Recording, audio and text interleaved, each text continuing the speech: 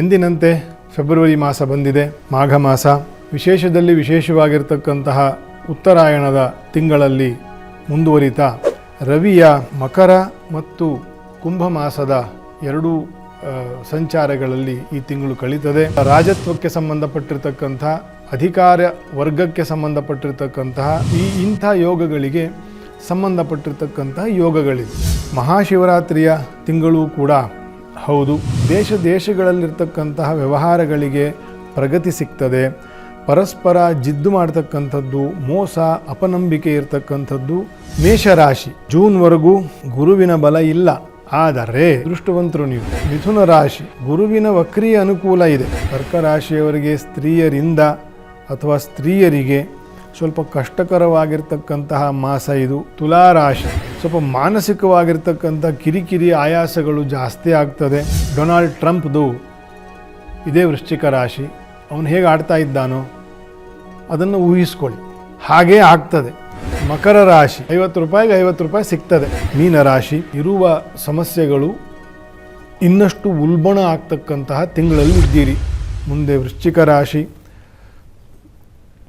ವೃಶ್ಚಿಕ ರಾಶಿಗೆ ಗುರುವಿನ ಅನುಕೂಲ ಇಲ್ಲ. ಪಂಚಮದಲ್ಲಿ ಶನಿ, ತೃತೀಯ ಚತುರ್ಥದಲ್ಲಿ ಎಲ್ಲ ಗ್ರಹರ ಮೇಳೈಕೆ, ಸಹೋದರರು, ಕುಟುಂಬ ವರ್ಗ ಇವರ ಮೇಳೈಕೆಗಳು, ವ್ಯವಹಾರಗಳು ಬೆಳೆಯುತ್ತದೆ. ಉತ್ತಮವಾಗಿರ್ತಕ್ಕಂಥ ಕಾಂಪಿಟೇಟಿವ್ನೆಸ್ ಬೆಳೆಯುತ್ತೆ. ವ್ಯವಹಾರದಲ್ಲಿ ತಾಳ್ಮೆ ಇರಬೇಕು, ಬಹಳ ತಾಳ್ಮೆ ಇರಬೇಕು. ಯಾಕಂದರೆ ರಾಷ್ಟ್ರಾಧಿಪತಿ ಉಚ್ಚನಾಗಿ ತೃತೀಯದಲ್ಲಿ ಇದ್ದಾಗ ನಾನೇ ಕಿಂಗ್, ನಾನೇ ಹೇಳಿದ್ದೇ ನಡಿಬೇಕು ಅಂತಕ್ಕಂಥ ಒಂದು ಹಠಸ್ವಭಾವ ಬರ್ತದೆ. ಪಂಚಮ ಶನಿ ಅದಕ್ಕೆ ಅವಕಾಶ ಕೊಡಲ್ಲ. ಆಗ ಕೋಪ ಬರ್ತದೆ. ಕ್ರೋಧಾತ್ ಸಂಭವತೆ ಲೋಭ. ಇದೆಲ್ಲ ಒಳ್ಳೆಯ ಫಲವನ್ನು ತರುವ ಕ್ಷೇತ್ರಗಳಲ್ಲ. ತೃತೀಯ ಮತ್ತು ಪಂಚಮದಲ್ಲಿ ಪಾಪಗ್ರಹರು ಇದ್ದಾಗ ಆ ಒಂದು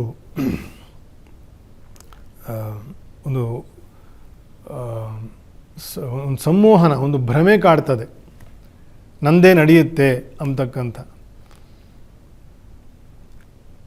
ಡೊನಾಲ್ಡ್ ಟ್ರಂಪ್ದು ಇದೇ ವೃಶ್ಚಿಕ ರಾಶಿ.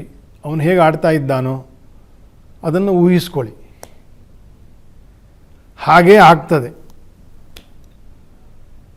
ತೃತೀಯ ಮತ್ತು ಪಂಚಮದಲ್ಲಿ ಪಾಪಗ್ರಹರು ಇದ್ದಾಗ ನಂದೇ ನಡಿಬೇಕು ಅಂತಕ್ಕಂಥ, ಅದರಿಂದ ಕೆಟ್ಟ ಹೆಸರು ಬರುತ್ತೆ. ನಡೆಯಕ್ಕೆ ಬಿಡಲ್ಲ. ನಡೆದು ಬಿಟ್ಟರೆ ಗೊತ್ತಾಗಲ್ಲ, ಕೆಲವು ಸತಿ ನಡೆದು ಬಿಡುತ್ತೆ. ಪಂಚಮವು ಶುಭ ಇದ್ದರೆ ನಡೆದು ಬಿಡುತ್ತೆ. ಈಗ ನಡೆಯಲ್ಲ, ಸುಮ್ಮನೆ ಕೆಟ್ಟ ಹೆಸರು. ಅದಕ್ಕೆ ಉದಾಹರಣೆ ಕೊಟ್ಟೆ. ಬಹಳ ತಾಳ್ಮೆಯಿಂದ ನಡೆಯಿರಿ. ನರಸಿಂಹದೇವರ ಆರಾಧನೆ, ಸ್ಮರಣೆ, ಅಭಿಷೇಕ, ಅರ್ಚನೆ, ಇದರಿಂದ ಅಜ್ಞಾನ ವಿಭ್ರತಿಗಳು ಪರಿಹಾರ ಆಗ್ತದೆ. ಶುದ್ಧವಾಗಿರ್ತಕ್ಕಂಥ ಮನಸ್ಸು ಬರ್ತದೆ.